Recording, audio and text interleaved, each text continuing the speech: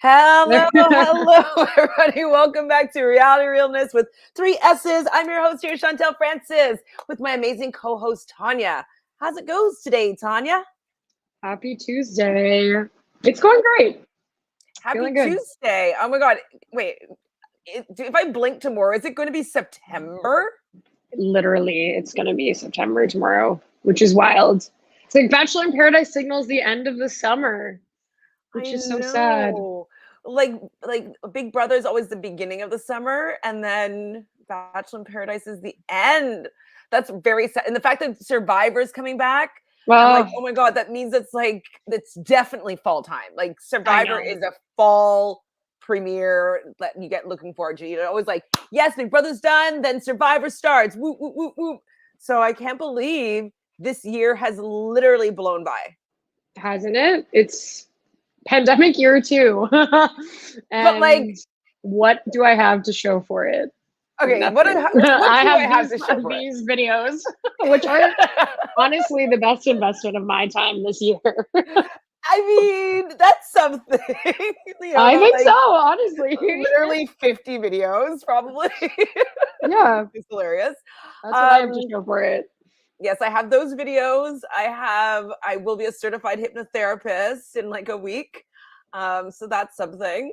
Yeah. So I'm trying to do things while I'm in quarantine because I'm like, I don't leave the house still. I know that we're like allowed out, but like it still doesn't feel normal yet. So I don't do anything really. So yes, I hopefully I'll get some more things to show for the rest of this year. Cause like if we go back into lockdown, like something else is happening for sure. We have some friends joining us. So hi Tamika. Thank you for being here with us while we talk about what I thought was a really fun episode. How about you, Tanya? What were you thinking about this episode? There was a Oh, period well. of about 5 to 7 minutes within this episode that was absolutely riveting. From the editors cutting back and forth amongst all of the chaos that was occurring. So I thoroughly enjoyed how this episode developed for sure. Me too. We also have Dino. Thank you for being here. All right, so let's dive into Bachelor in Paradise. I guess this is episode 4. How many episodes do you think there's going to be? Like 8, 9? Yeah, I feel like I was thinking there was probably be like 6 weeks worth of the show. So Maybe. potentially 11. You think there's less? Only reason why I think there's less is by the amount of hosts. True, because it seems like they're each having a 2 couple episodes. weeks there. Yeah. Yeah. Couple weeks there. Right. So like 2 days. So yeah, I wasn't sure. So the first thing that I noticed about this new episode, and I was very excited to look out for it, was the intro videos. And so we had some new people joining the cast. We had Thomas, we had Riley, and then we also had Lance. So I was definitely wanting to see what they're going to do in their intro videos. So Thomas gets hit in the head by a football, and I believe it's the football that Aaron your throws. guy Aaron throws. So I thought that was funny that he kind of was like does a little dopey thing. Riley kisses his biceps, and Lance is cucumber because he's at the spa, and then he eats the cucumbers. What are your overall thoughts of these new additions to the intro? Meh. Right? I mean, Like, Thomas's was the best for the fact that like at least it was making fun of himself a little bit. But like, yeah, meh. Like I don't know, they don't have the same shine that they normally have. I don't know what it is. Is it Chris Harrison? Does he direct these? Is this what? I'm just kidding, but like maybe. Don't kill me. my partner thought the song was like written for the show, and he was like, "This song is wild," and I was like, "I'm pretty sure this song just actually exists, and they're using it for this opening intro." But like, that's what people who aren't involved in the franchise think, that this is an original track. Funny that you mentioned that, because before you came on here, I was like singing it. We're looking. I don't know what the actual words are, and I was thinking of like I should go and download the words. And we should have a little like sing along with the almost paradise. It's like it's so bad, but it's great. It's terrible. Yeah, it's. I mean, it's exactly what it needs to be. It kind of reminds me, the whole opening the cheesiness of it reminds me of Three's Company. Did you ever watch that back in the day? Yes, There's 100%. something Three's Company about it that I love. I'm obsessed. It's very that era sitcom, like winking, like in on the joke type of thing. Loves it. So yeah, you know what? Maybe it's because most of the people are too young to get what the joke is. It's They possible. don't get the joke. Highly likely. Oh my gosh. That makes me feel so old. They just want to look good. That's their thing. That's true. So where is Marissa and Riley? People are kind of out on a hunt for them, but that never seemed to actually get resolved. Like they just end up getting back into paradise and that nothing happened with that. Like they were in the boom boom room.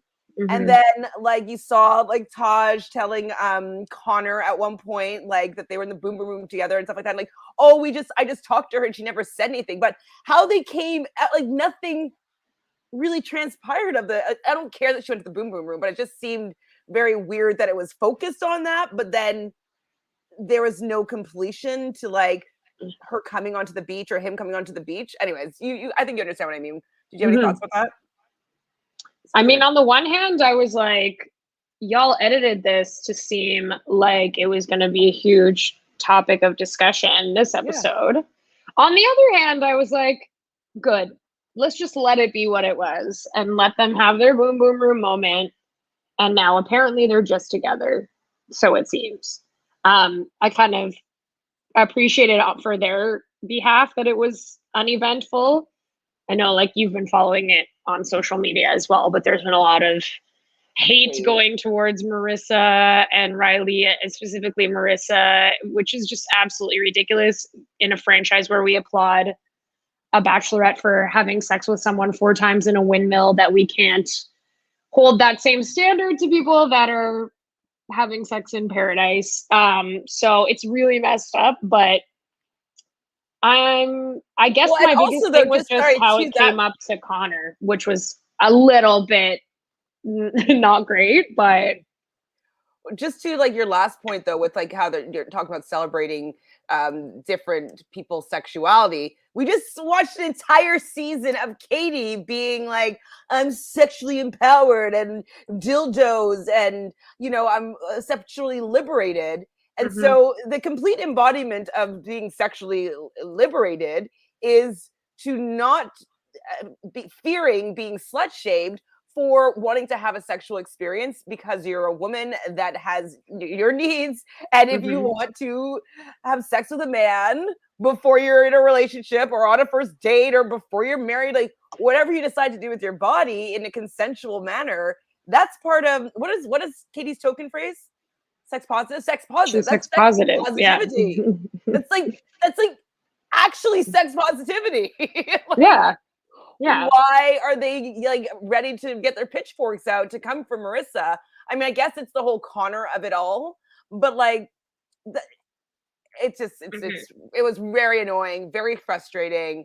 And then also this new trope that Conor has decided to be his Bachelor thing is that he's this like pathetic loser type character. So like, you know, he's not a good kisser and he gets broken up for that. And then he has that whole segment of him like kissing that girl Tara on the stage of the Men Tell All. And then now like he's like, oh, poor guy with the guitar, and the girl goes and sleeps with the hunk that like, and he's just like playing the sad music on the guitar, and I'm like, I don't want this storyline. I'm bored of it already. Yeah, why are you doing this to us?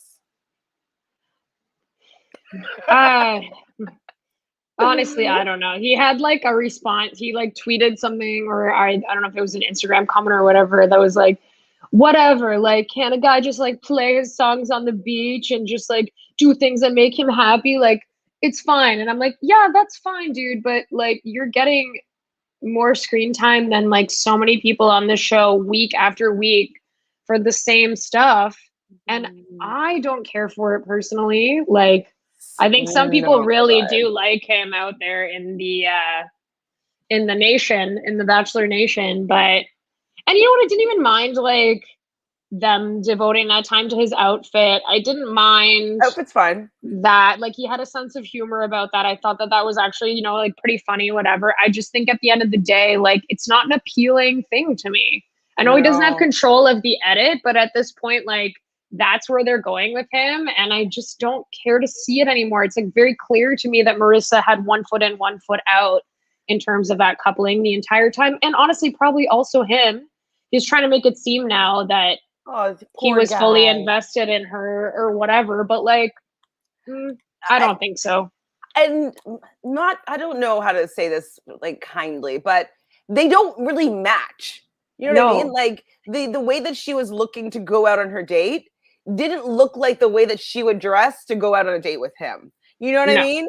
And so I just don't feel that, like, yes, they were smooching the first couple days and like cuddling, and you know, you're on Paradise, everybody's cute, and you have a couple drinks and paying some attention to you. Like, yeah, maybe you're gonna make out with this guy, but I definitely didn't think that she was into him. Like, oh, I'm gonna marry this guy. No.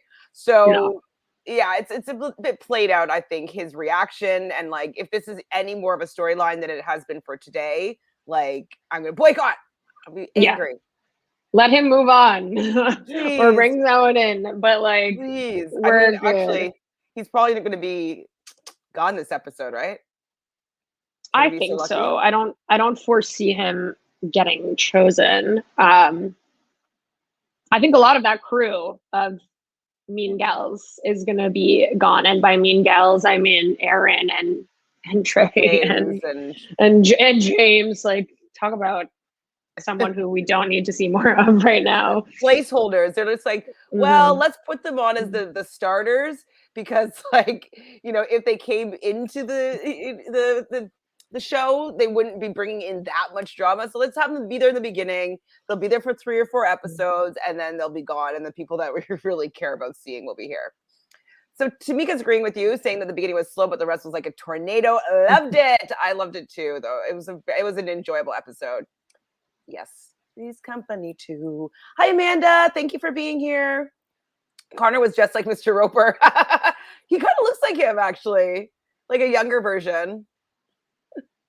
Hi, Natalie. Thanks for being here. So I wouldn't be surprised to see Katie and Blake on Dancing with the Stars. Really? I'm already like not excited to see Jojo Siwa on there. Hey, okay, so did you hear that Blake is rumored to be on Dancing with the Stars? Oh, no, I actually haven't. No. I thought I read that somewhere, and that is such a baffling decision to me. Who needs more Blake? Like, I was like, what the hell? If that's actually true, like, what? Okay. He's so not that style of dancing at all, with like that big beard thing. Like, Yeah. he's too, it just, I mean, if It they just both is were so doing it, that's random. interesting. Oh man. Oh.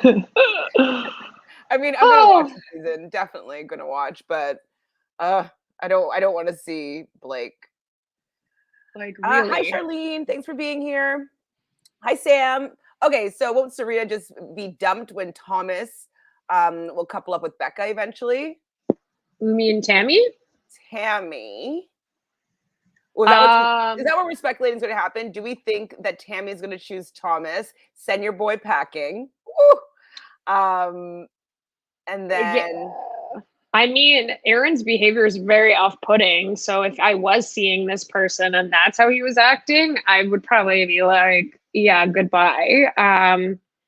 Seems like there's probably more actual chemistry with her and Thomas based on their makeout, which we'll get to. But yeah, I think Becca coming in maybe before this actual rose ceremony too. It looks oh, like, or unless she comes in right after, I'm not sure. But maybe it's before. Maybe like Tammy will be here for this, obviously, because she has the rose. I'm assuming she'll keep Thomas. And then if Becca comes in after, then we know where that's going. So or maybe like, because doesn't Tammy come get involved in their argument at some point? Um I mean, I can't remember exactly what happened in the previews, because I'm wondering if maybe Becky comes in, takes Thomas on a quick little date before the rose ceremony.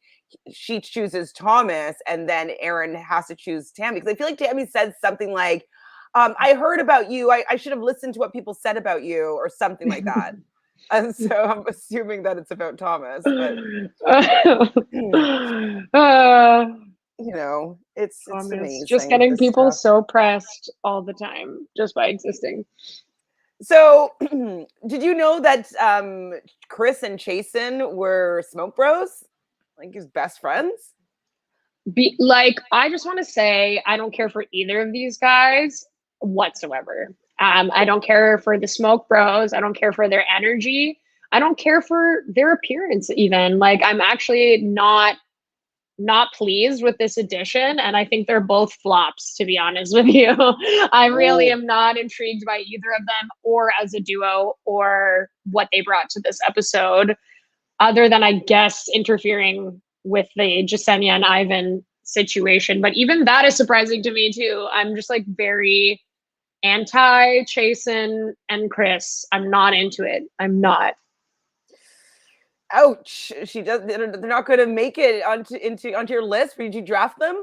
No. I mean, I don't mind them as much as you. I don't think. I don't think that we needed them. I wasn't like, oh my god, we need to have these guys on the beach. I forgot. I didn't know who Chris was really. Same. And Chasen, like, he's decent looking, but like his personality wasn't really that much on Tayshia's season. So whatever. So whatever, they're there now, and they're going to ask two ladies to on a double date. So they start kind of pulling some people just to chat with them. Mari, they pulled Mari to Chasen. Was it Chasen? Yeah, Chasen pulled Mari. Chris pulled Jasenia just to have a couple little chats. And then they read the date card together. You must have enjoyed that?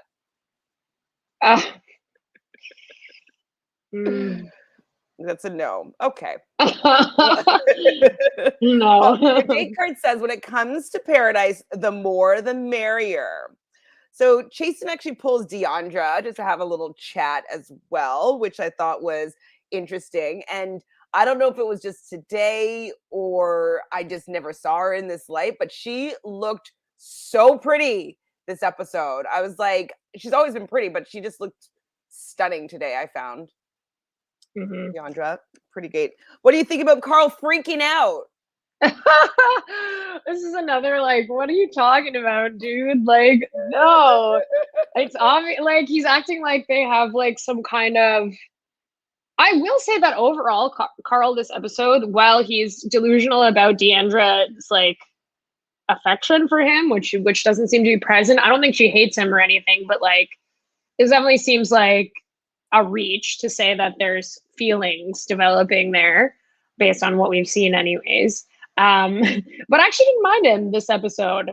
Even later on, I feel like he was not being the most extra person there. He was not, actually. I did not dislike him the most. That is very true. But him and Deandra being together, absolutely not. Like, she's clearly waiting for more people to come, as she should, because she's a smoke show.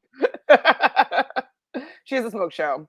Absolutely. So when Chasen was talking to Mari, she kind of tells him that she's not on the same page with Kenny. What do you think started to go on with Mari? Just like, did she think that like, oh, maybe Kenny's not super cool? Like, what is happening that, I mean, she's also 25. So like, she's probably like, oh my God, like I want to just date everybody. But why is she starting to have all these doubts, do you think, about Kenny?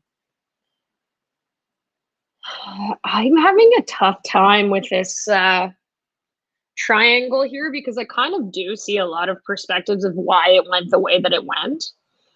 I think she's probably, in her mind, people are coming in, and the way she said it was like, everyone's asked me or everyone's pulled me aside to talk to me, which I was like, okay, boost.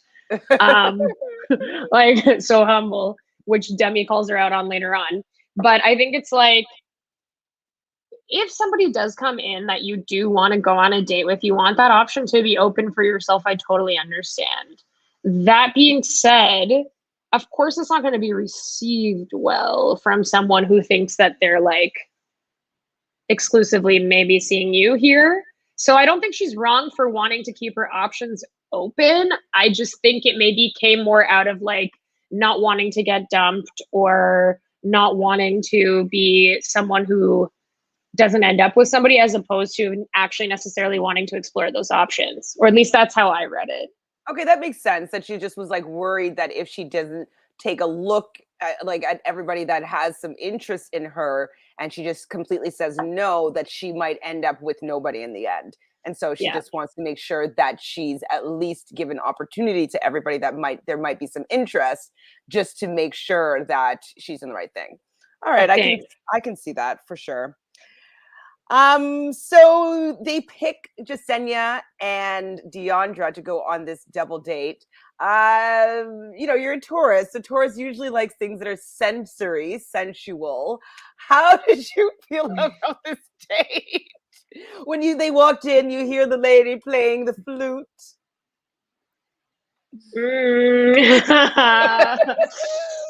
On a I scale of don't like it. I don't one like to it. never, where It's gonna be a never for me. I don't really want someone blowing on me like that in that setting, in a filming setting.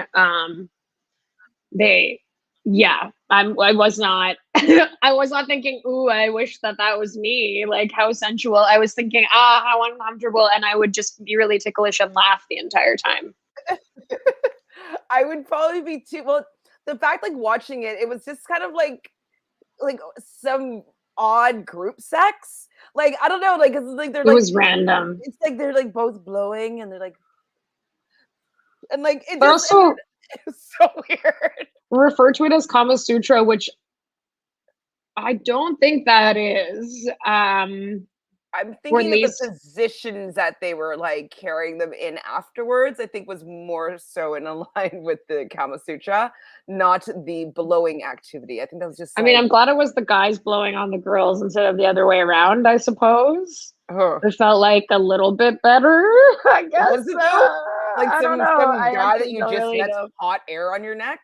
I know. And they're just like, again, like these guys are such like, this was the least exciting thing to watch, even. Like, it wasn't even funny or fun. It was just random and like awkward. I was just like this the whole time. I was like, ugh. And Yeah. like Deandra, though, I did like the fact that she was like kind of smiling and she was making it not as awkward as it probably really was. And she admitted after, she's like, I really wouldn't like something like that, but I didn't mind it. So Yeah. there's that. But I was watching it like, ugh, like, like I don't know you. Why are you breathing on me? So wild. Awkward.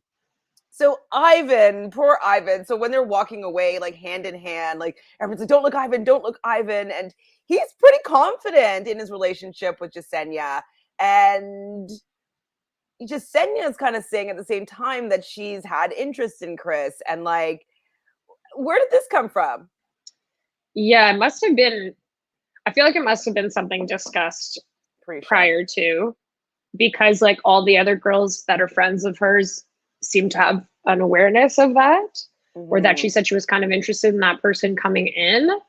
But I am surprised. I think we saw some interesting shades of Ivan in this episode. I think he came into this season very confident, and I think he thought he had kind of like solidified his relationship with Jasenia, which is, I guess, a little bit more of in debate than he realized. And I found that it was really interesting that his communication style with all of these things coming at him seemed to be to just shut down. I Yeah, think he it just was goes like a like, very big like surprise slash maybe ego blow.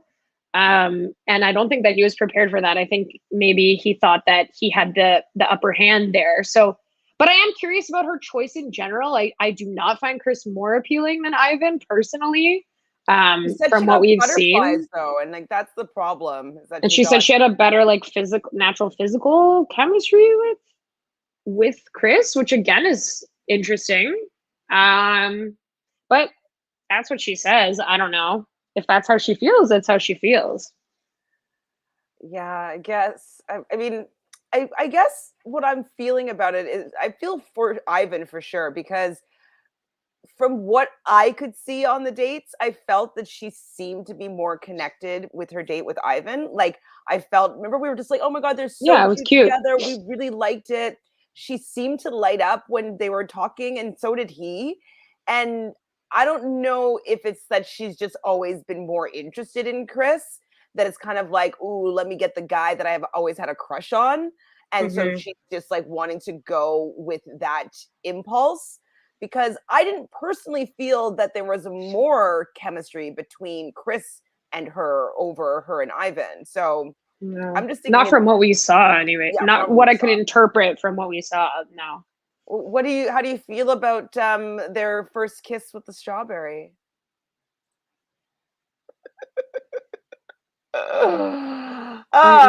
Like, I mean, for a kiss with food in your mouth for a first kiss, I guess it wasn't that bad, but like, why?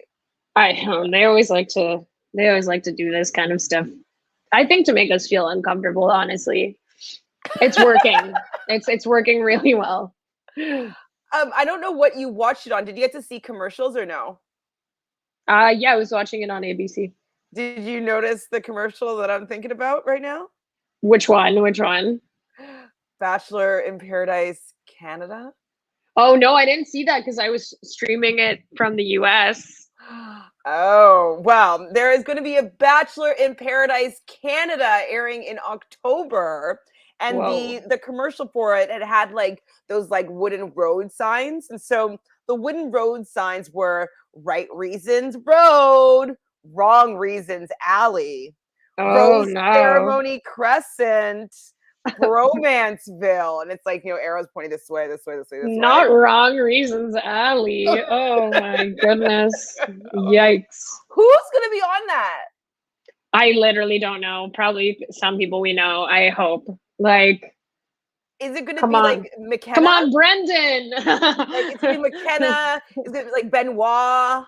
I think it's gonna be like maybe oh yeah, who the hell is gonna be on that? Isn't McKenna gonna be on this though? Oh, I don't know. What about Blake's bud, Brendan? Brendan, Western I guess it grad. could be somebody that. Well, I don't. I feel like he. Actually, I don't know when they filmed it, so I don't know. That's what I mean. What if it's just randoms?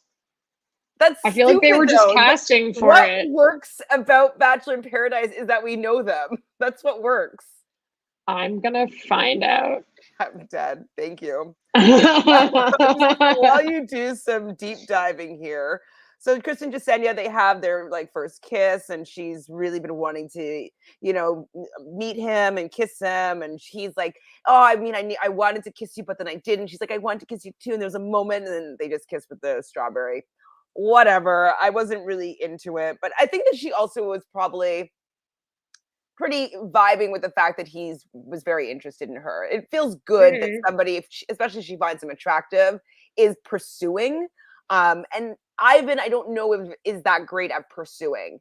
And so sometimes you're just gonna lose by not putting in that extra effort. And it just so happens that he got a date card and he decided to take Jasenia. So this has an active pursuit in it. So Mhm.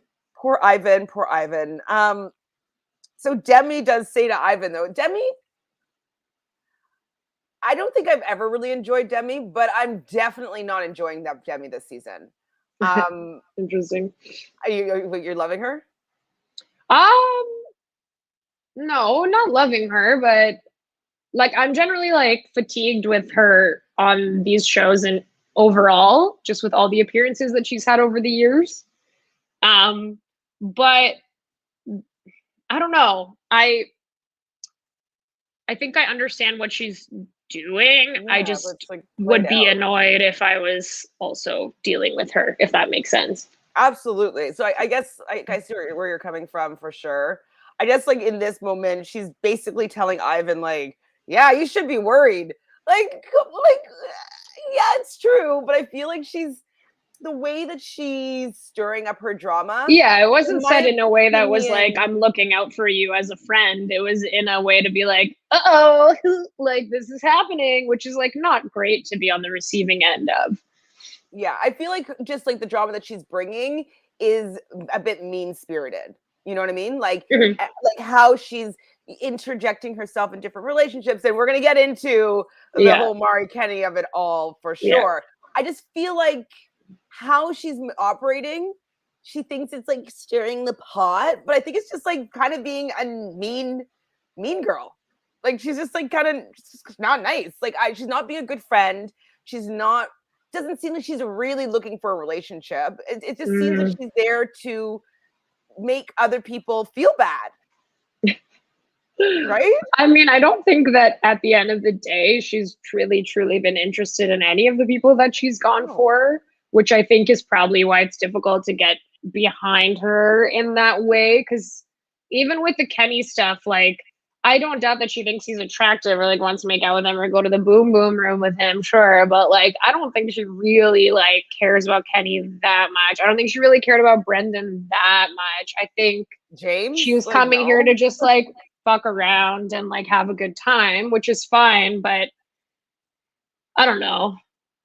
It seems like she's expressly cast to stir the pot. So she's delivering in terms of what she was brought on for. But Okay. if you're people that are there dealing with her and you're not someone that is a friend of hers, which it seems like actually quite a few of these people are, then you would be irritated. It's so annoying to deal with somebody like that. Like that laugh that Exactly. she was doing, I Oh was my like, god, I oh, wrote it down. Where's it? I'm like, what's with Demi and that Fran Drescher hat laugh? Like mhm. that. I'm like, what's going on, Demi? It's not cute.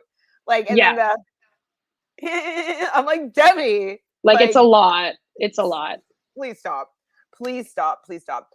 Did you notice though that Noah, I don't think he likes Abigail at all. So when they had that scene where they're lying down and like a bug flew up her nose and she's getting out the bug and she was just concerned about the bug and he was just kind of like, it's just a bug. Like that he's just above that. But like, I don't know, if a bug flew up my nose, like I would be kind of like engaged in that and like giggle about it a little bit because like it's such a weird feeling. I don't know. I don't think he likes her at all. Yeah, he's also, as you know, one of my flops. So he's I'm watching him. I'm not into it. We know Mm-mm. how I feel about him. And it's overall not positive. He's giving me like very like Dylan energy from like Dylan and Hannah G. Like very like, why do Mm. you think you are so cool? Like I'm Does confused Dylan because think that's he's not really what cool? you're offering me. I don't know. They seem to think highly of themselves. Yeah, The he doesn't. confidence that only these mediocre men could possess. Um, Yeah. yeah, So Abigail's not. I don't know if he's gonna be the one for her. I I don't hope think that so. somebody sweeps her away from him because I feel like I don't like the vibe of their relationship. It seems, I hope I'm wrong, but it just seems a bit manipulative. It doesn't seem that he actually likes her. It seems like she's more of like an accomplishment as opposed to like building a relationship. It's just it's a project for him. It seems like it doesn't seem very real, quite contrived. So the beginning of the Mari spiral downward. So Mari's telling Serena that she doesn't want to necessarily have any regrets. We kind of briefly talked about this already. Wants to be able to say yes to someone if they asked her on a date. And I understand where she's coming from. She is on Paradise. She has been asked 3 times to go on a date. And she's been saying no because she's already kind of like locked into something, permanent with Kenny. But it's also like, well, I'm on Paradise. Like, shouldn't I be talking to people?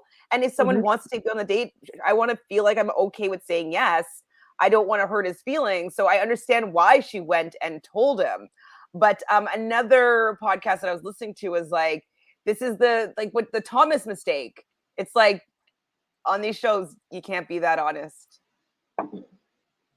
right? Yeah. Like you can't be like, oh, I was thinking about being the Bachelor because like even if it's being honest, let's see, don't say that.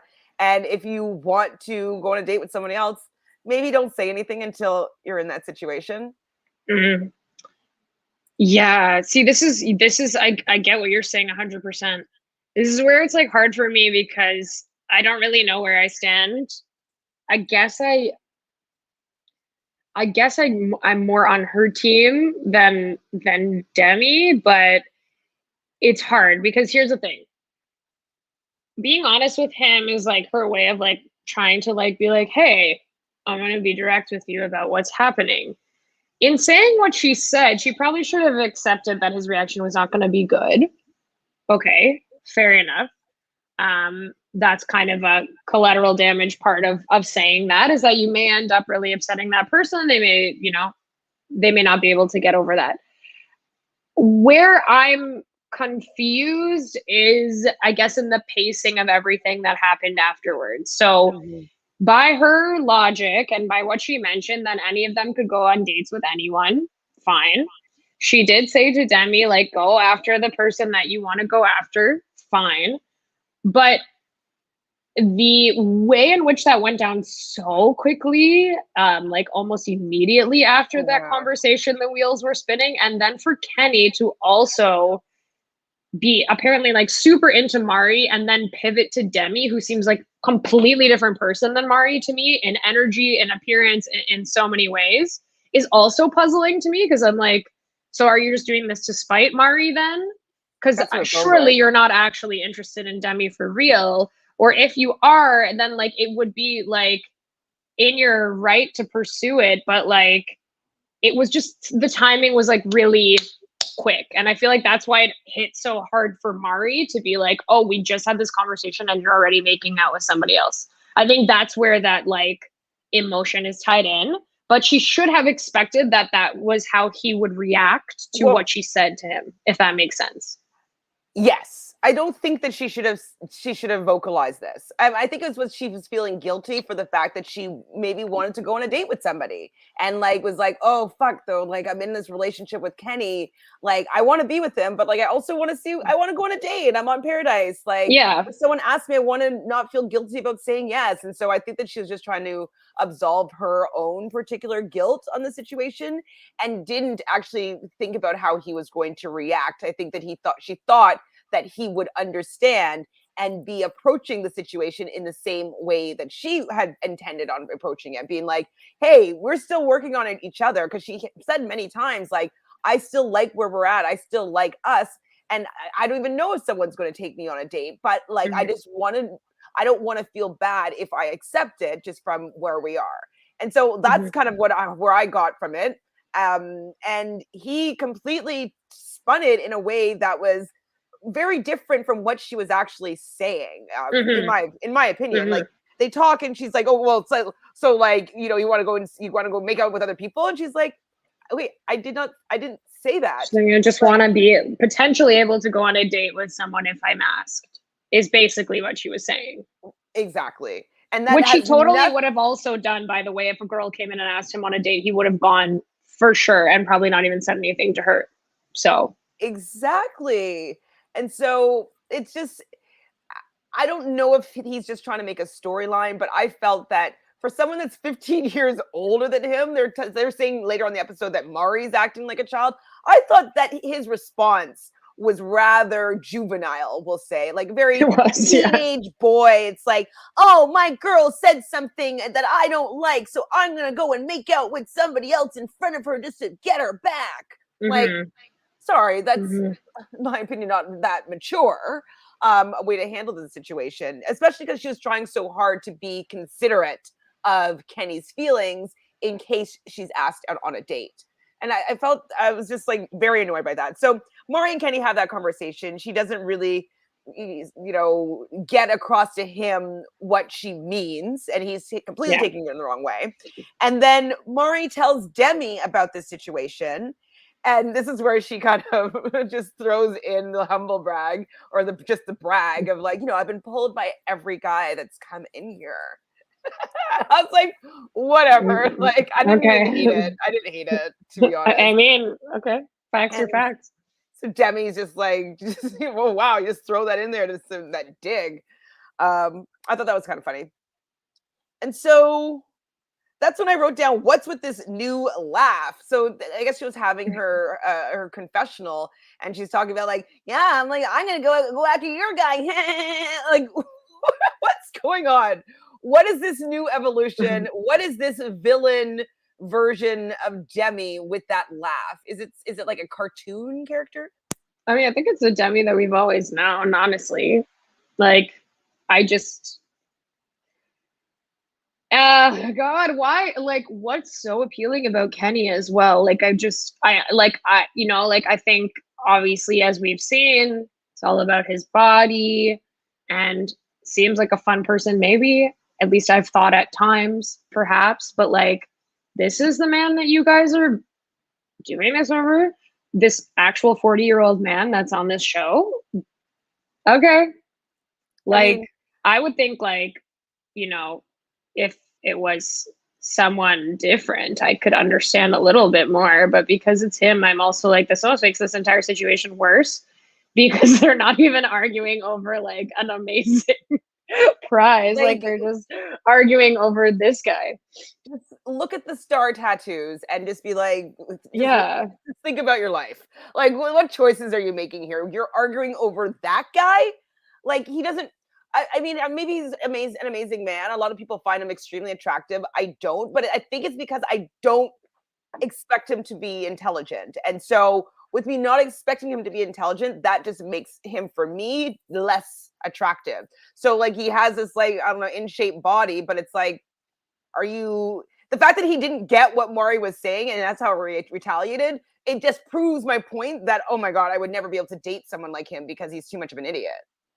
But then this whole situation goes back to, not to bring it up, but the Greg and Katie of it all, where it's like, if you really like that person so much, would you even consider going on dates with somebody else? And No. the fact that both of them are means that like maybe they're not meant to be together.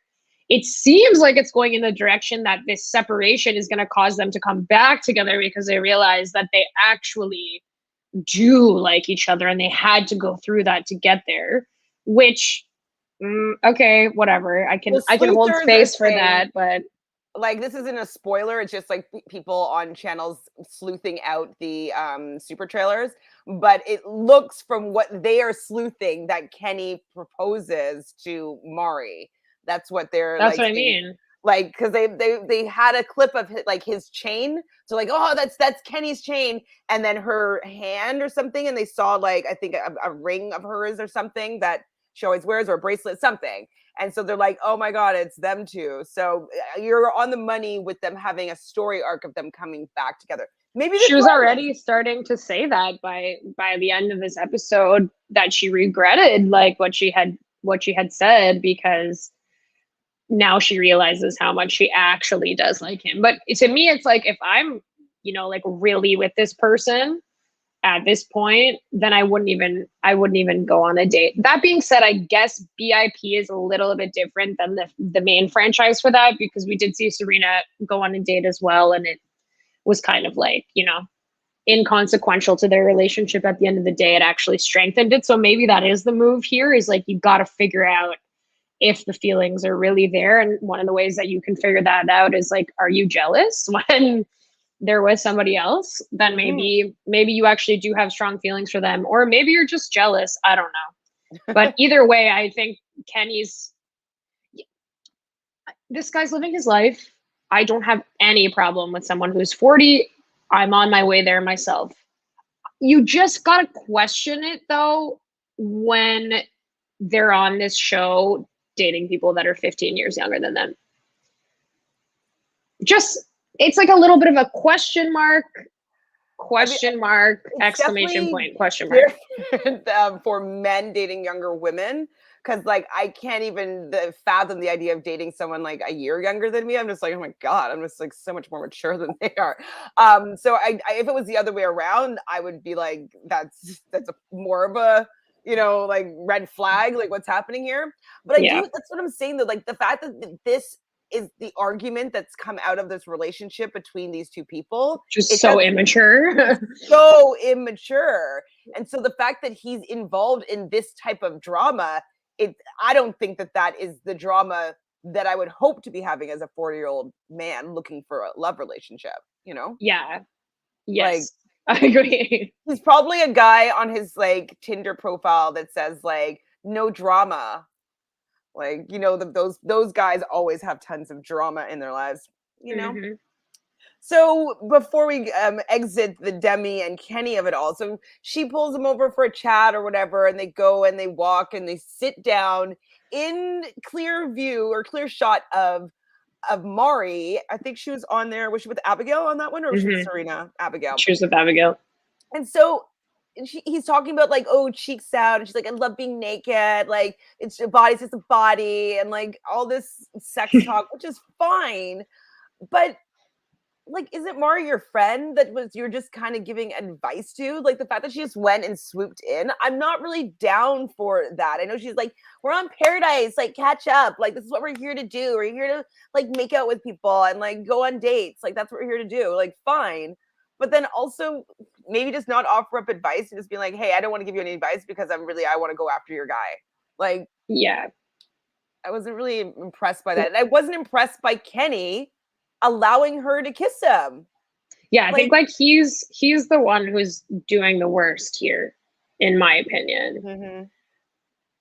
I think the timing's not great in terms of like, I'm actually curious to know like how directly after this conversation it went. Like I mentioned before, I think like she could have waited till a little bit later or like done that a little bit more privately if it wasn't gonna be for show and for drama. But she's not wrong about the fact that she should be able to pursue somebody that's not committed to somebody else. And if that person is showing her interest, which he was, then she's not doing anything wrong. I think what's wrong about it is you just talked to this girl and you told her like, oh, gave her this advice, and then she gave you the green light to like talk to whoever you wanted to talk to, probably without the context that that person was going to be the guy that she just had this conversation with. Like, right? It's just I think like it's just like the tact is not really there when it comes to that. But I don't think that Demi cares about that anyways. That doesn't mean that it's okay what she did, but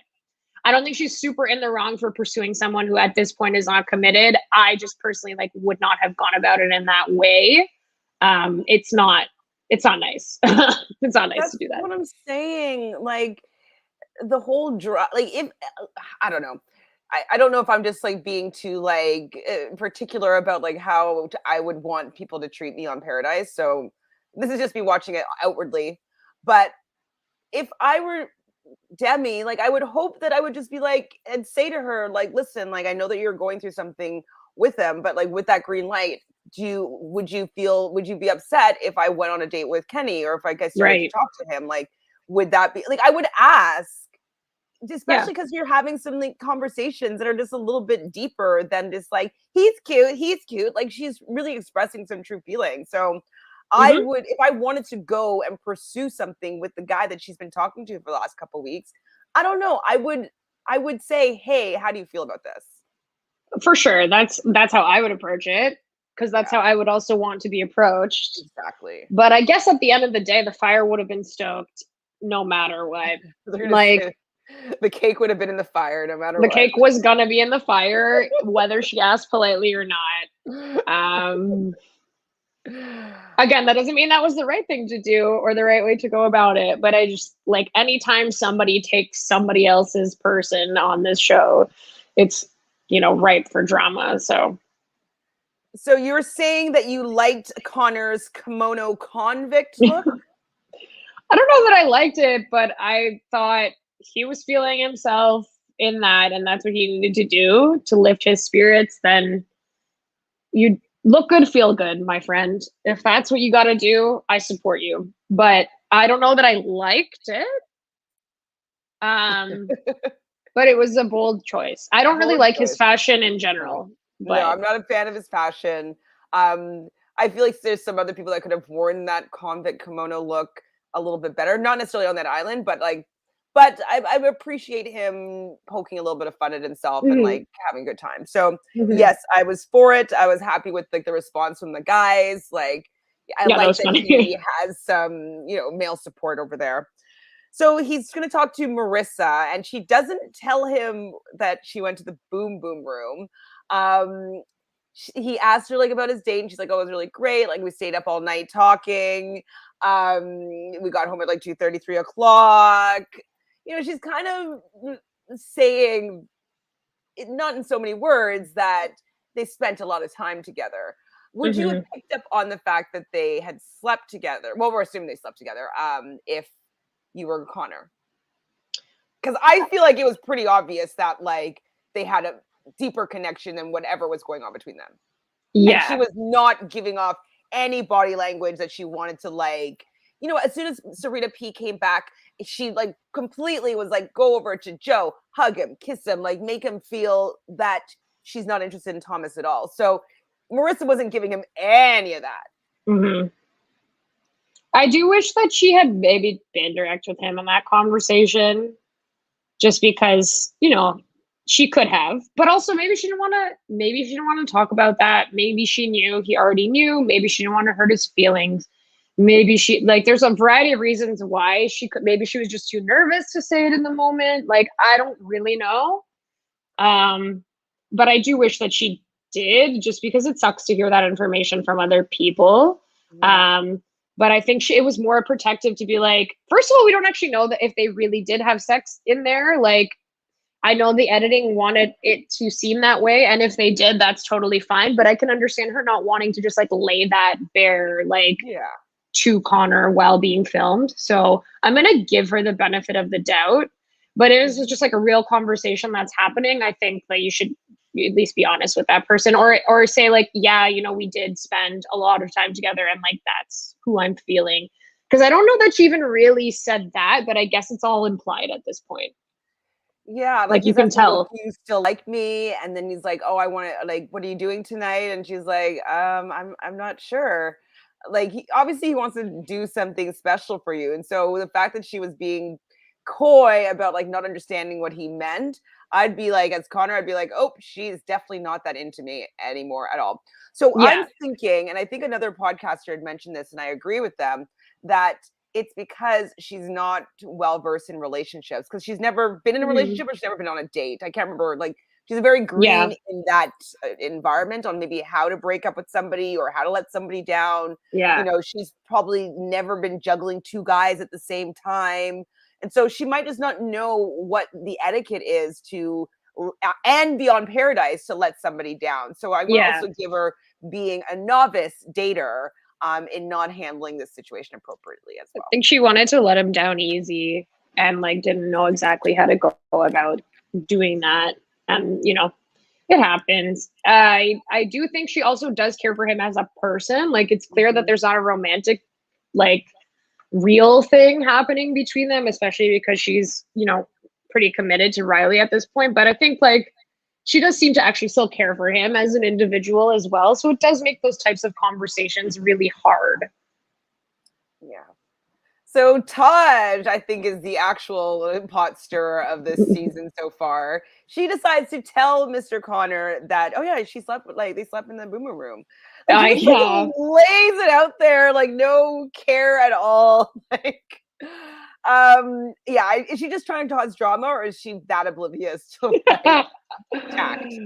I was just loving the chaos that she brought. Like to me, she was like the best factor in that whole montage that comes later of all the different things that are happening. I was just like, I don't know if this is like all tied into her, like kind of starting to lose it being there on that beach, but she was very direct about that information. And I don't know, that's a tough way to receive that. That's harsh. Like, oh yeah, like you didn't know. Like, no. Boom boom room. Oh man. Like you should know. But, and she didn't even tell me. Like, it's awkward. It's awkward. It is. It's just not like, yeah. So this is where I wrote, I'm like, ugh, I don't care about this sad Conor shtick. So that's where I started to roll my eyes about this. Hopefully he goes home tonight. Sorry. Brendan and Natasha have a little bit of a moment together, and then Brendan leaves, and then Natasha goes and has a little bit of a chit chat with Lance. I liked Lance in this little setting here, having her little one-on-one relationship advice with Natasha. And he said, though, what was saying last week, it's like, well, yeah, you were used to people pursuing you, but you're also on Paradise. So like, I don't know, make a little bit of a move, like go in for the kiss, lean in a little bit, like look at him coyly, I don't know, lick your lips, whatever it takes, but like maybe put in a little bit more of the action in there just to like maybe get things going. And so Lance does say that and trying to encourage her to get that first kiss. What do you think about Lance's advice? I don't disagree with what you're saying. I just can't, the cynic in me really like thinks that the reason why Brendan is not making the first move is so that later on when Piper does arrive, he can be like, well, she actually like kissed me. Well, you know, like I feel like there's still like that like little caveat that's like there's something he's holding there and a reason why he didn't do that. Yes, he could be shy and he does seem a little bit shy.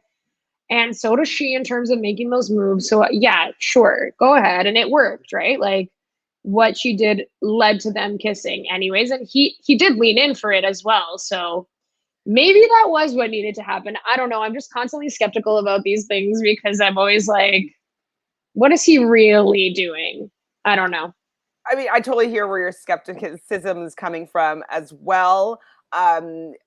Like on the other side of that coin, from what I was saying, like, you know, if you're into somebody, like as a guy, you usually would just make out with them, like you'd make that move. And so I do feel that he is holding back a little bit. And so, okay, this is, I'm maybe taking some of your cynicism here, but do you think, so Natasha decides to give him a massage because she's so good at massages, even though her massage didn't look like it was that great, but hopefully it felt better than it looked. And then she kind of, she's done, she kind of rolls over and she's staring at him coyly and he goes in for a very PG-13 kiss. And she just stays there like coyly, like batting her lashes. But like she should have gone in for more of a kiss. Like, why did she just let that be the kiss? So I'm thinking that he's thinking like, shit, like she just gave me this kind of sensual massage thing. Like she has the rose tonight. If I want to get a rose, I need to keep her in here. So I'm going to give her just a little kiss just to get that rose tonight. It's truly possible. It's truly possible. Brendan. I'm really interested for when that like Natasha or Brendan can be on like a podcast to kind of give us more insight because I just think it's not going to work out for her. It's not going to work out for her. And I just hate to see it. I like totally understand why she is drawn to Brendan. We all understand, like we get it, but he's giving her nothing. And it's just like how, like after a while, you're just convincing yourself at that point, you know? So Sam says this whole episode, I'm just like, Natasha, dump him. He doesn't deserve this massage. He wants it from Piper, LOL. Yeah, I mean, I think so too. So Tamika, she thinks that Mari's going to keep Ivan. Do you think that that's a possibility? Oh, definitely. I think that's definitely a possibility. I think it would just be like from like one of those like mutual, like we're both OGs, like we started here on the beach. I'm going to keep you so you can stay. Because who else is she going to keep? She's not going to keep, you know, whoever, Jane. Like she's not going to keep any of these other dudes if Demi gives Kenny her rose, which is what she said she's going to do. Well, she's going to. So they're obviously going to orchestrate it that way that hers is first, so that we can see what happens. Because otherwise, it wouldn't really be that exciting. So I think Ivan's a strong bet, assuming that Jessenia gives her rose to Chris, which would be, I guess, the surprise. But it does seem like after her conversation with Ivan, it was kind of like her slowly testing to see how that reaction would be and to open up for that possibility. So Tamika agrees with you. She thinks that Jessenia is going to regret her choice if she decides to pick Chris, especially based on her interview today. Who knew Ivan could be in jeopardy? That's a thing. Anyone's in danger. Anyone's in danger. Hi, Joseph. Thanks for being here. So something has to be up. My first impression was, when has BIP done a double date. Yes. They did one before. Yeah, with guys or with girls being the double? Like, how did It that work? was with it was with girls being the double, and I don't remember exactly what the date was, but it was them going on a boat of some kind. I can't remember exactly who it was, but it was like a little bit later, I want to say. Like it was like and two, yeah, I can't remember who it was. Or was it, wait, somebody? Something like that. It was a blonde person. I'm almost remembering it, but you're right. The boat's coming familiar. Right? Oh, It was along those lines. Like it was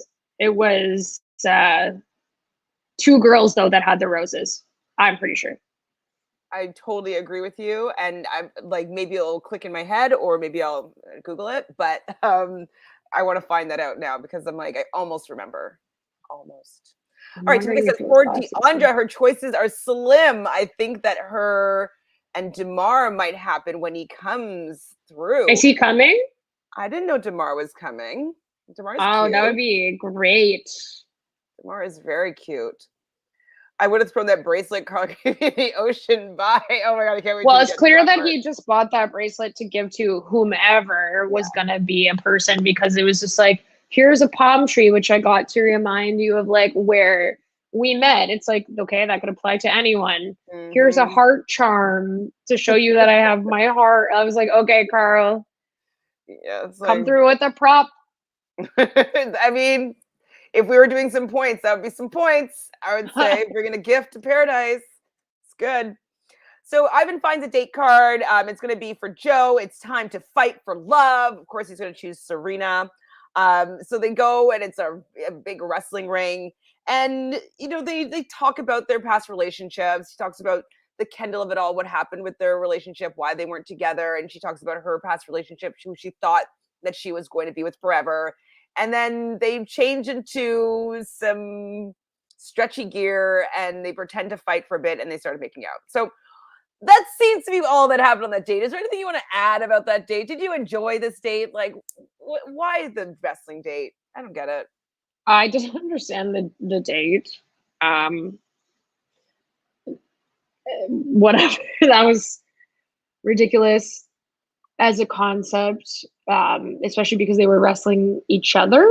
They weren't even like watching like a wrestling match or anything. So I was just like, okay, sure. Clearly the most solid couple that's there. I'm expecting them to be there the whole time. I did appreciate that she was like, let's just call it what it is and talk about the fact that, you know, you dated Kendall and why didn't that work? I felt his explanation for that was a bit sus, because we all know at the end of the day, it cannot just be because you didn't want to live in Los Angeles and she didn't want to live in Chicago. So that was like a bit red flaggy for me, but like, I don't know.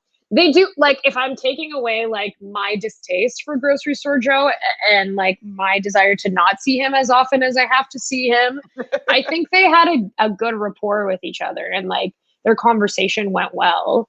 I think they like touched upon some important things, but I don't understand why she's like so interested in him. I think that's like really what's like confusing me.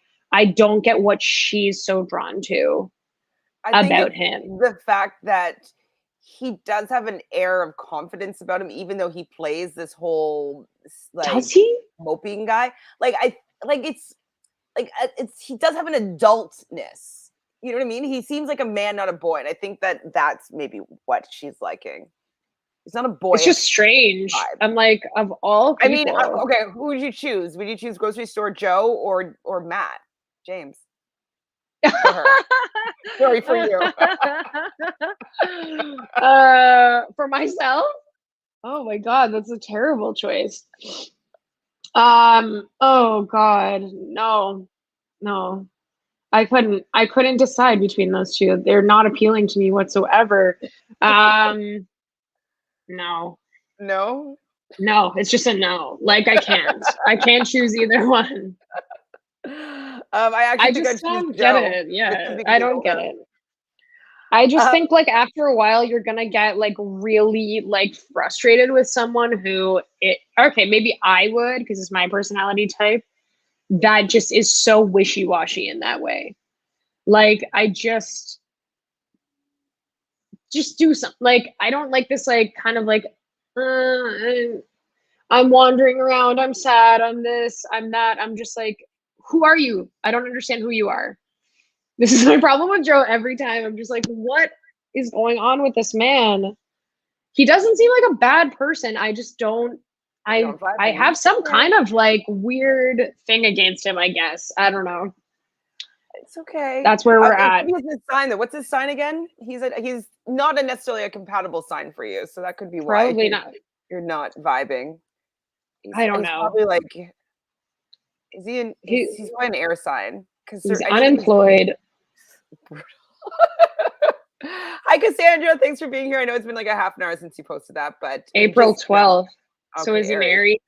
I like Aries, but you know what? I don't have a lot of familiarity with Aries men. So, but I get along with Aries women. I wonder if that's what I'm just not a grocery store gal. No, I guess not. So back on the beach, this is where basically the breakup happens between Jasenia and Ivan. And this is where you and pretty much everybody probably recognize that Ivan completely shuts down. Like, I don't know why he didn't fight for her a little bit, being like, no, like, I like what we have. Like, let's still work on something instead of just being like, okay, like, oh, does the Spark or boxes? He was pissed. Like, oh, Spark? Like, well, like, share that with them. Like, she's not, like, she knows that you're probably upset by this and don't really care, but you're not, or sorry, not that you don't really care, but you're upset by this and you haven't really said how you really feel. She probably gets that. And she's probably like, okay, good. I got off pretty clean here, that like, I don't really have to have like a real conversation about this. I wish that he'd said more about what he was feeling and where he was coming from and how much he liked her and how much he's like, hey, you just went on this date with this one guy, but like, I think we're building something that's stronger and longer lasting. And like, I want to still give us this chance. Like, can I still pursue you? That's what he should have been saying, in my opinion. And while I think it's tough to hear what she said, what I do appreciate about Jasenia, and I appreciated it about her on that season as well, is the way she's able to be composed and get her point across in conversations that are a little bit more difficult. She can kind of carry her own. And she did tell him like what she was struggling with. Maybe I'm confused as to why she would want to choose Chris over Ivan, but I don't know. I'm not in her shoes. She did say like she's struggling to make that choice between them. So I think like that would have been a good opportunity for him to say something.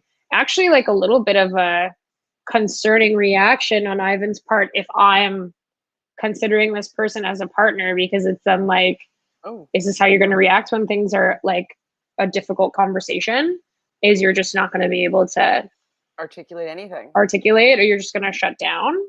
Holding that we all do that in some capacity. I definitely do that in a lot of situations. So I'm not judging him for it, but it's hard. Like it's hard to think about how your communication is going to be with someone when they're not able to articulate anything to you and just kind of like shut down like that. If I was in her shoes, I'd be like, okay. You're like, okay, good to know that like you're not going to have a conversation with me. So I'm probably making the right decision right now because at least this other person is telling me that he's interested. So Cassandra doesn't find Chris cute. His voice turns her off. I didn't notice his voice particularly, but now I'll probably notice it from like, probably start graining on my nerves. It's like the way he speaks is really random, kind of like a Blake situation where I'm like, something about the way you talk is strange to me. I did hear on another podcast that he is the oldest of 4 brothers and that they are all tested genius level IQs. Wow. Which I thought was interesting. Okay. I like smart. That made him better looking to me, in my opinion. I'm like, ooh, IQ's high. So Tamika doesn't actually see the chemistry between Ivan and Jasenia. I see. Do you see it between them and Chris, Tamika? That's my question. So after that conversation, I was just like, Ivan, you really just like you don't want to be on the show anymore? Like, what's happening here? Fight for your girl. Anyways, he didn't. And then No. Karl decides to fight for his girl. So we briefly talked about this, but he pulls Deandra and he gives her the bracelet, and the bracelet had trinkets on it, and it was a palm tree and a rose and a heart on the little bracelet he got from Miami. And while he's trying to do this pseudo romantic gesture on like the daybed, Chasen is coming to interrupt. What was that? That was like such an unappealing thing that he did. First of all, you already arguably have the advantage in that you just went on a date with this person and they're clearly already more interested in you than Karl. That's obvious. The least you could do is give the guy some space and let him give his bracelet, because Deandra herself also seemed to be trying to move that conversation along. And every time he interrupted, he was also keeping her there in that moment longer and longer. Just let it settle. It's not cute for you to keep coming in every 30 seconds. It's not manly, and it doesn't make me more attracted to you. It makes me less attracted to you because you cannot read the room, and I don't understand like why you feel the need to be leering over these people. Like, relax, calm down, So chill out, awkward. and step aside. Like, it was just Please. awful. It was so embarrassing. It was so awkward. It made him look really unappealing, in my opinion. I can't even speak. Like, it didn't need to be that way. Bad. Like, you did just come back on a date. He decided to go and scoot over for what seemed to be like a 5-minute conversation. Allow him to have that 5-minute conversation. Then after being like, "Oh, what did he give you?" She's like, "Oh, this cheap bracelet," and you can giggle about it after. Like, I don't know. Which she didn't even do. She was like, actually, it was a really nice gesture. Like, she even defended the fact that that conversation was just happening. Like, let it be. Like, actually, just let it be. And if you're really threatened by Karl giving Deandra a necklace or a bracelet, sorry, then like, you need to take a breather and just relax for a second. Like, there's no need to do it that way. She was clearly not she's not pleased about that. Yes, Joseph, we do have a Canadian chapter of BIP now, apparently. I remember seeing that they had ads, and I was like trying to convince some people. I'm like, you should do it. You should apply. And I don't know who they're actually choosing. So if it's like hot people in Canada, it's weird to me. Or if it's Yeah. going to be people that have been in some sort of Bachelor franchise, the Canadian version and or American. I don't know. But I'm not feeling strong about this. I don't think it's gonna be good. Like, who's gonna host it? Like, I don't. It's gonna be very bad. Yes, McKenna is on the season. We saw her in a preview. I think I saw her on like she's part of the cast. I haven't seen the preview with her yet though. People thought Serena was going to be on that. Oh right, yeah, Serena P. Mm-hmm. Canadian. I mean, there's actually quite a few Canadians that have been on the show. I just feel like they wouldn't do Bachelor in Paradise Canada because it's kind of like a downgrade. Oh, it's definitely a huge downgrade. They would need to try and get on like do like what Kevin did and get on like Winter Games or whatnot. Like, you're trying to get into the main franchise. You're not trying to get out. Although, didn't Jared and like someone else do Bachelor in Paradise Australia or something like this? So yes, Jared did Bachelor in Paradise. Depends Australia. on who's desperate to cling on to 15 more minutes of fame. Probably Chris Bukowski. He's not Canadian. Do you have to be? I don't know. Actually, I don't know. So Cassandra thinks I think Chris feels more like a man, whereas Ivan feels like a young love, more boyish. I can see that too. And even it's his reaction, he didn't man up and get the girl. Like, I'm just questioning Chris in that he is best friends with Chasen. And like, in the same way that it totally makes sense that James and Aaron are besties. I'm like, oh, these types of energies attract each other. So what did you think about this conversation? I feel like it was all lies. All lies around the campfire. So where's the craziest place that you've had sex? So 100% lies. Like, all lies. All lies. So James, trampoline. no. Abigail, golf course. Trey, a cemetery. For sure not. Kenny, Ferris wheel. What are we defining as where you've had sex? Like, are we talking any type of sexual interaction?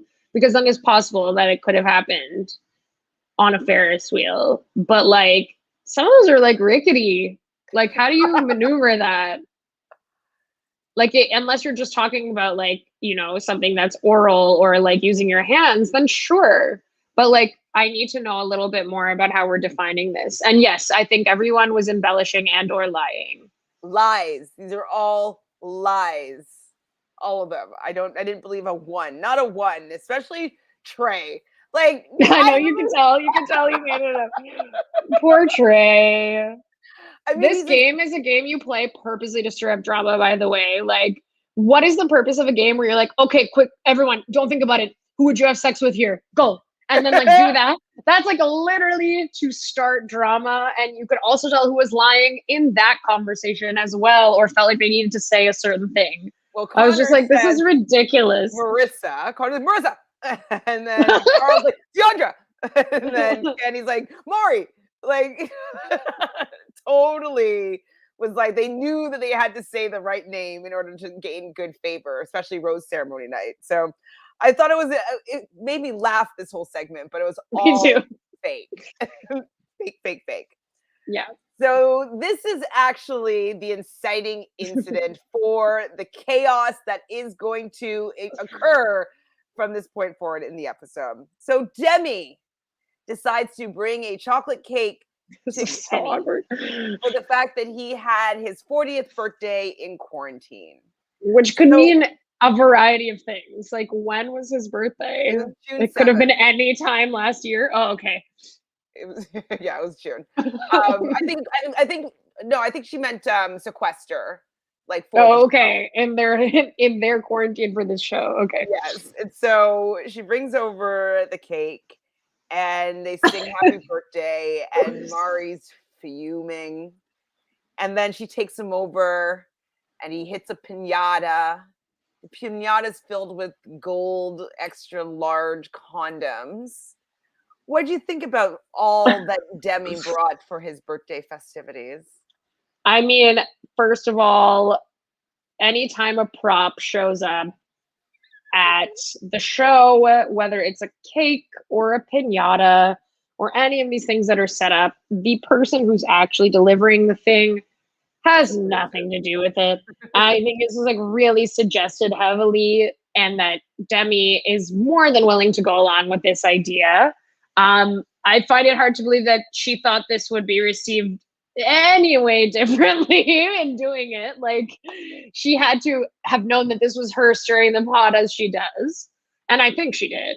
But oh my god, the cake of it all. I was really wondering what the context was of the cake being thrown in the fire. I could not anticipate that this was how it was gonna be, but man, am I ever thrilled. I loved it. I mean, yes, it was immature to throw the cake in the fire, but like, I loved how fiery angry she was. I believe she's a fire sign. And so the fact that she just was like mad, picks up this cake, and you see her walking around just like a wild woman, just like her hair blowing in the wind with this cake, with this one mission of just like fury and anger. And then just dumps it in the fire. I was just like, that must have felt so good. And I think it was Abigail had asked her after, like, does that feel good? She's like, oh, it felt really good when I did. And I'm like, it must have felt so good to do that. Have you ever done anything like that? No. I always like feel bad to like ruin a cake that somebody made, even if it was just something that producers bought or made someone make for this purpose. I don't know. I understood why she wanted to do that.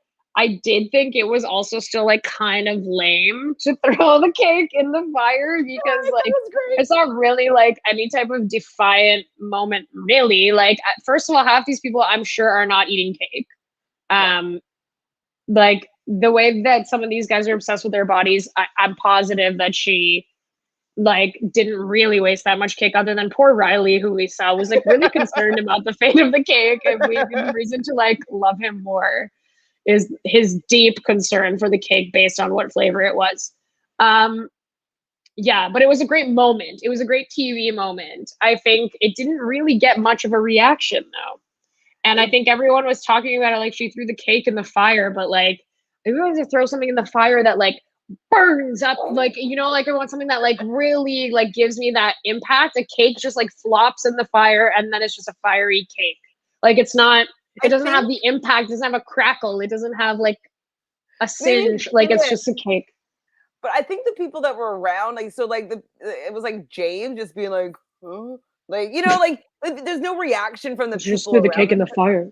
Yeah, like I feel like if there's other people that were around, like being like, like at least a gasp would have been like pretty good, and like no, stop, like don't do it, like some sort of commotion. It's like no, like I appreciate the elemental vibe that was coming through. Like one of my favorite things about this whole segment, from the cake to the stuff that then plays out after with Aaron and Thomas and Tammy, is that it's underscored and grounded, in fact, by Tajwan staring at the sky, summoning some energy, some energetic like vibe from maybe the moon, the water. She's feeling it. Something's going on. And for me, that was like my favorite part about this entire montage. It kept coming back to her, grounding me throughout that, going through it in a variety of ways, screaming, staring at the sky, eating spaghetti stressfully. I was living for that. That was so funny. Like every moment it came back to her, I was like, wow. So the cake in the fire really felt in the same vein as the energies that were being channeled for this entire segment. This entire thing felt very elemental and very like, yeah, earth, wind, fire. Like it was just like we were getting everything. Water, just definitely. You know, there had a lot of like, the hurricanes and tornadoes, and like, so a lot of natural disasters were happening this episode, all so summoned by Tajwan. So amazing. So Joseph is agreeing with me a little bit here. So I'm not enjoying Demi. Demi is enjoying her 15 minutes of fame. I'm done with her. I'm kind of done with her too. I did find that Mari had a decent line. I don't know if it was fed or she came up with it herself, but she's like, yeah, Kenny's on the Demi train now. I hope it crashes. I was like, it's kind of funny. Like, so I think it was Tajwan probably tells Demi like, oh, Mari dumped the cake in the fire. Then she's like, nah. I'm like, oh my God, Demi, stop that laugh. But I'm thinking that Demi was impressed. That's what I got. Yeah, I think it was like real, recognize real. Yeah. Hey, you dumping the cake in the fire. And she was probably like, I think she was impressed by the retaliation of that sort.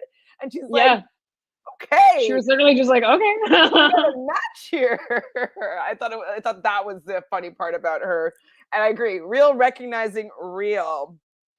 So anything else happened here? Oh, so Brendan is like defending Mari, being like, well, you know, the girl's still the girl's homie, you know, and I was happy that Brendan recognized that it wasn't the nicest move for Demi to do to Mari. Like, you know, he's not even cold yet. Like they haven't even officially broken up completely yet. Like to be moving in that quickly, I think it's a little soon. But like then Marissa, and I wasn't really vibing with Marissa's response here, because she was just kind of like, well, like she totally told him that like she wanted to like see other people, blah blah blah blah, and so she was defending Kenny's actions. And so for whatever reason, I wasn't really agreeing with Marissa's perspective here. Yeah, I was confused about that as well, but I think it's because she's actually friends with Demi, because I follow Marissa on Instagram, and like in her stories, I think it was today even, or maybe yesterday, she's been hanging out with Demi. I don't know if they're maybe even like live together or hang out together a lot, but like this morning she posted a story that was like, she's always got coffee ready for me right when I wake up. And it was like Demi and her like chilling on the couch. So I think they actually just have like a close friendship, and she was defending her friend, is what it seems like. But also, a lot of the guys were gassing up Kenny too, being like, "Well, what do you expect him to do? Like, she broke up with him, or like she said she didn't want to be with him." It's like, oh my god. Well, the other podcast I was listening to, it's the girl Charlene. She was on, I can't remember whose season it was. She's the opera singer. And She was so on she Juan Pablo's actually, season. yes, it was Juan Pablo, of course. And so she read out, so she did what you usually love to do, is she transcribed all the conversations that Mari and Kenny had. And when she was reading it back, it came from, it sounded really good, what she was trying to say. And so the fact that it didn't land very well on Kenny, I think it's all about, more so about Kenny and his level of maturity. I agree. When it was read back to me, I was like, oh my God, like she's just basically like, no, I really like where we are. I like what's going on between us. I want just to feel okay if somebody asks me on a date. I don't want to feel like I'm disrespecting you. Whatever she said, but like, but I still want to pursue what we've like. I like what we have, or whatever. Like she did kind of make it clear that she still was down to see what they had, but that she wanted to keep those doors open.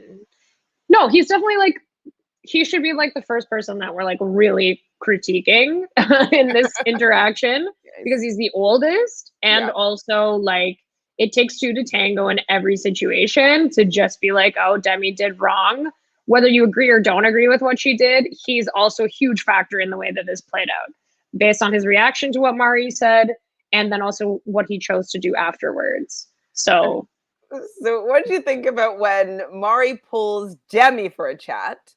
And she's basically like, well, she started off good, I thought. And like, I feel betrayed by you. I feel hurt by you. We just had this conversation. And then you do that. And then she's like, what'd she say? It was so rude. Oh, she's like, well, just so you know, like, he just said that he wanted to sleep with me right before he met up with you. And she's like, whoa, like she kind of was taken aback. Went off the rails for sure.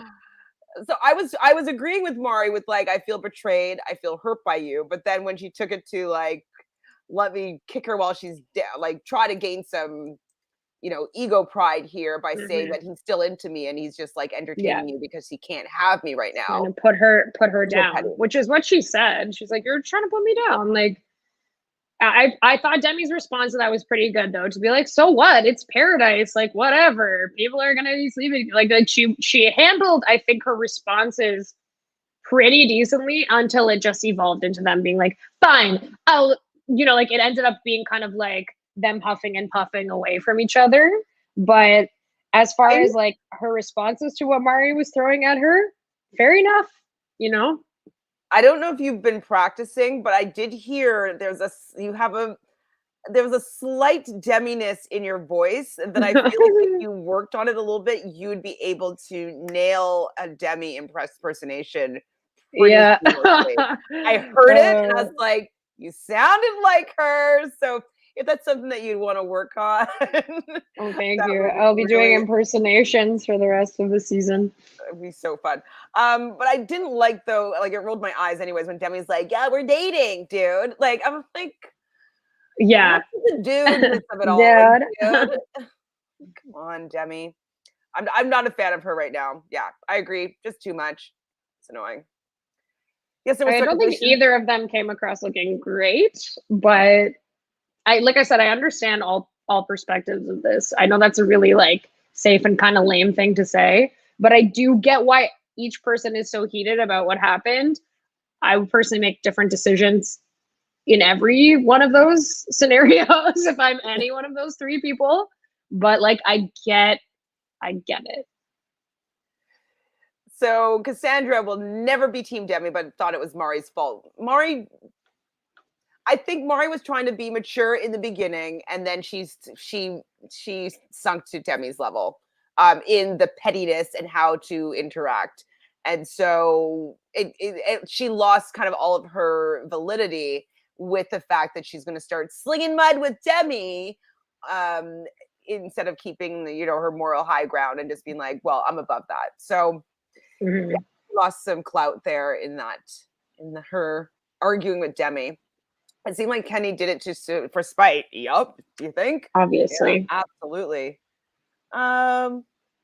I thought it was funny though. Did you laugh when Brendan was like, "So do you think that they're arguing about the wasting of the cake?"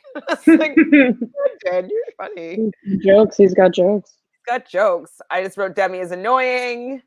So now Maury wants to go and talk to Kenny, and I don't know if it's just because I don't like Kenny, but when he was like, "Oh, so now you want to talk to me?" Well, you are all day. And she's like, well, you were making out with Demi in front of me. And so, Yeah. like, well, you couldn't talk to me before? Yeah. It's like, no, well, I'm talking to you about it now. So fragile. That alone, I was like, loser. Like, get out I know, of here. that's I hate that, like, tactic to, oh, no, you want to talk? Like, you haven't been trying to avoid this conversation, and then also, like, openly hitting on another person / making out with them / God knows what else. Like, come on, man. Please. Now you want to talk? Like, shut up. Yeah. I was so irritated. It's like, yeah, actually, do you know what? Now is the time I want to talk. Yes, that's why I'm pulling you to talk right now. I didn't want to talk before, but now I do. Like, it's just, what's your point, Kenny? Is it now you don't want to talk? Like, you would have wanted to talk if I'd asked you beforehand? Like, shut up. Sorry. Not feeling Kenny. Oh, you know what? I was right because I wrote, Kenny is also annoying. Mm-hmm. He sucks. So they decide to go their separate ways or whatnot. I don't even think it was a clear breakup with how it all happened. Like, I don't think that he's intelligent enough to have a good relationship because how he dealt with this, and she was trying to, I don't even know if she understood what was going on. And so she was just like, okay, fine. If you don't want to be with me anymore, like, I'm not going to fight for you to be with me anymore. But like, this is not what I wanted ever. And he didn't seem to get that. So I don't know. He's just too not smart for me. So then your boy, Aaron, is worried about Tammy, but he thinks that she's still going to give him the rose. And while he's having this conversation, Tammy walks past him, doesn't even look at him, doesn't even make eye contact, and goes and sits with his arch nemesis on a day bed in his eyesight. How dare she? So I did like, though, the fact that her and Thomas were kind of like just talking about the fact that they're both portrayed as villains, and, you know, villains gonna vill. Let's just be villains together. Villain bonding. Like, I like the villain bonding. And, you know, he's saying he was actually being very respectful to Aaron, being like, listen, like, I am interested in you, but like, I don't want any beef with Aaron. Like, I know that you guys are whatever. Like, he's trying to say, like, I'm keeping my distance because, like, I don't want to create any unnecessary drama, more drama with Aaron. And she's like, she don't care. She straddles him and starts making out with him in Aaron's direct eye line. What did you think about that scene? I'm obsessed with this scene because you've got Aaron and his crew all sitting there together, gassing him up as this is happening, like literally narrating as it's going on, which is escalating his anger so much more. Aaron not even being able to comprehend / like articulate anything that's happening, just being clearly mad. And it's like the tables have turned, and guess, you know what's so unattractive? Your behavior. You've brought this upon yourself. Honestly, the fact that it's Thomas is like, there's the cherry on top of the situation. But really and truly, at the end of the day, his behavior in the last episode was like so unattractive and so unappealing. If I was seeing him, I would be like, this is not a good look for someone who's gonna be someone I'm dating. Like, why would you, like, the level of immaturity is absurd. And I think the fact that this all went down and that it was Thomas was just so ridiculous, and he could not get past this. He could not get past this whatsoever. I think like that was, you know, like pretty wild that she straddled him and they had like a very intense makeout on the daybed. Yeah, but I get that might be hypocritical to other things we've discussed We were this on that date episode. bed earlier. Oh my god. And wasn't he just making out with like several people like a few Serena episodes C. ago? Like Mhm. it's whatever. It was so funny. And then them just being like, oh, like, She's a dog, bro. She's a dog, bro. And then, humans trash bag behavior. Yeah, fuck off. Like, do not try and equate what she's doing as dog behavior or that it's trash behavior. Like, you are actually now just shaming this person, and it's not cute. It's not going to make other girls like you either, just so you know. It's going to make them most likely go home, their reaction to this situation. It's so embarrassing. These guys are so dumb. Hi, Debud. Okay, so Aaron makes out with Serena C. No problem. Exactly. Roles are reversed, and Tammy is trash. Exactly. Hypocrisy of it all. Yeah. And get over yourself. Your ego's so fragile, you can't handle. If you really think you're such a better man than Thomas, then why are you so threatened anytime someone speaks to him? It's like, who cares? Like, when you don't put any interest and energy into somebody, that shows that you don't actually care about them and that you're above them and better than them or whatever you want to feel in that dynamic. So the fact that you put so much attention on what he is doing, like if you were such a great guy, like you wouldn't need to be threatened by your girl going over to talk to Thomas. Like, and so, like, even though Grocery Store Joe was nervous about the Serena P, he did still give off more confidence than Aaron's giving off at this point about his relationship with Tammy. So, plus, like, as the audience, we kind of see where this is going, which is that interesting. She may pick Thomas, it seems like. I don't know for sure. I'm just guessing based on what we saw that she'll give her rose to Thomas, depending on whenever Becca comes in.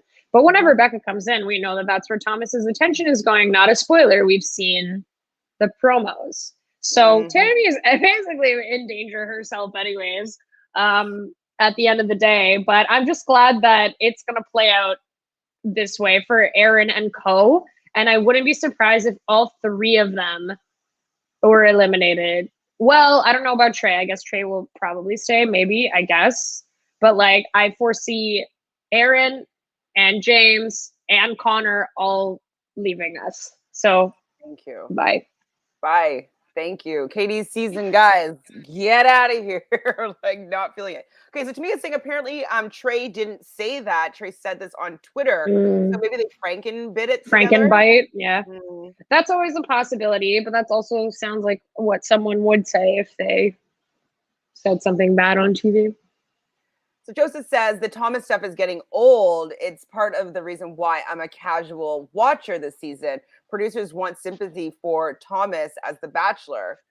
I don't think that they're really giving. I think that they just want a storyline. I don't really feel like they're making Thomas look good or bad. I think that they're just trying to have a reason for those guys to be mad at him. Like, it's story. And I think if Becca Kufrin is coming in, this is going to be a huge deal. Former lead in Paradise.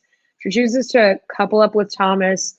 I feel like they will want to present him more positively or want to have like this redemptive story arc, because that's what I forget where I heard this, but like this is so true. And I credit to whoever said this, but like on reality shows, like there's two things that people want to see. They want to see like the underdog overcome something, or they want to see the person who's on top fall from grace. These are two like narratives that are enduring always in reality TV. That's what people want to see. So Thomas is now on that like redemption path. And that's clearly what they think is the more interesting thing to do, because he doesn't have anywhere to fall from, right? Like he's already like been maligned by the guys based on everything on Katie's season. So it's like when Nick Viall's on there, this is the redemption story. That's more interesting. There's plenty of people that have come on here in a high place that have fallen down, like a Tia storyline with Colton. Like there's a lot of that interplay happening, but it's always all about like who's gaining the power and who's losing the power. So I think that's what they're doing with Thomas. I can see that for sure. So the last bit of this episode, you know, obviously we could probably talk forever about how ridiculous Aaron was, like being up in arms about the fact that we made out on that daybed. And you kissed my mortal enemy. It's like what? Like what's happening here? We're not playing a video game. My mortal enemy. Demi thinks that Tammy should give her rose to Aaron, which I thought was interesting. It's like, does she? Why? Like because that was random. Thomas didn't ask Demi out on a date. Like why Aaron? Like why should Aaron get the rose? Definitely my question. When I don't know how Demi ended up going to the boom boom room with Kenny, but like that happened. It's just like okay. And I just think that that's also a little bit distasteful. You know what I mean? Like, you could do whatever you want, but I just feel like it's like spite fucking. And it's just kind of like, I don't know. It's manipulative, I think. I'm not sure of the motivation there. Like, again, you want to have sex in paradise, go for it. I ultimately don't judge the act, but you do have to think in this scenario, it's like, why is this happening this way right now? What is this really about? Yeah, and I am confused if Kenny likes both Demi and Mari. That's strange to me because they both are such different beings. So different. But I'm thinking that he likes the attention that Demi is completely giving him. Like he's getting laid, he's getting made out with. They get to talk about being naked. It's making Mari jealous and angry. Like Kenny's loving this, I'm sure. Probably loving it so much is that when everybody gets together right before the rose ceremony, he announces the fact that he is going to be pursuing Demi a little bit, and him and Mari. What was that about? And I was when like, he said that, I was like, oh, okay. First of all, we didn't ask, and secondly, who are you to say? Like, that's clearly not what you guys decided in that conversation, or at least that's not what closure she got from that conversation. Unless I'm missing something here. She's like, that's a surprise to me. Yeah. And to us. Rude. Like, rude. Why did he have to share that? Rude. Anyways, it's just like another, like, hate you, Kenny. And so, yeah, I wasn't really impressed by that. And, like, him not understanding, being, like, all, like, indignant about, like the fact that she's, like, irritated by that comment. Like, anyways, we don't, Next. I'm not a fan. So lastly, Aaron pulls Thomas for a little bit of a chat. And this is where we understand everything about Aaron. He's like, it's embarrassing. People are saying to like feeling sorry for me, and I don't want that. And I don't want people pitying me.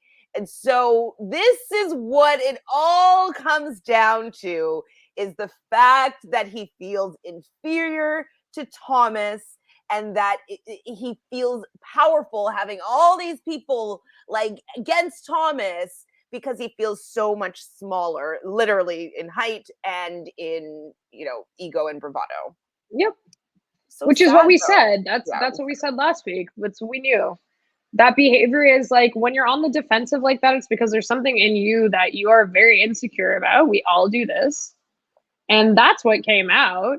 He's worried what people think about him. He doesn't actually care about Tammy. He doesn't actually care about any of these people. He's worried how he's going to be perceived and that he's not going to look like the big man because he didn't get coupled up with at the end. And it's like, okay, well, now we know. Now we said it. So poor guy, though, he's probably going to not make it past this rose ceremony. I do think that Tammy will choose Thomas because of that display, and it's gonna be a self-fulfilling prophecy that like he's so terrified of looking like a loser that he's gonna end up looking like a loser because he's acting like one, to be honest.